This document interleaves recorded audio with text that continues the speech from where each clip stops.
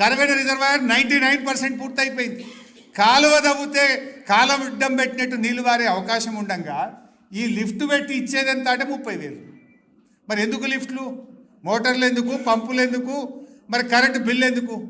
పాలమూరుకి వెళ్ళి డైరెక్ట్ కరవేన నుంచి 66,000 ఎకరాలకు, అంటే డబుల్ ఆయకట్టు, ఇది 30 ఆడ 66 గ్రావిటీ ద్వారా పోతుంది. ఆ 66,000 వేరే అవకాశం ఉండగా అది పెడుతున్నాడు. కాలువ బంద్ పెట్టిండు, లిఫ్ట్ పెట్టిండు. నెక్స్ట్ నారాయణపేట్ 1,17,000 ఎకరాలు పారుతుంది పాలమూరు నుంచి.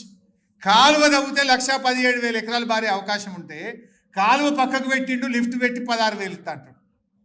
కొడంగల్ ఆయన సొంత నియోజకవర్గం ఓట్లేసి గెలిపించిన కొడంగల్ ప్రజలకు కూడా రేవంత్ రెడ్డి ద్రోహం చేస్తున్నాడు. కొడంగల్ ప్రజలకు దగా చేస్తున్నాడు రేవంత్ రెడ్డి. కాలువ తవ్వితే కొడంగల్కు 63,000 ఎకరాలు బారేది ఉంటే కాలువ బంద్ పెట్టి 53,000 ఇస్తా, లిఫ్ట్ పెట్టి అది 3వ లిఫ్ట్. 3 లిఫ్ట్ చక్కగా పనిచేస్తే భీమాల నీళ్లుంటే అది 53 వారుతుంది.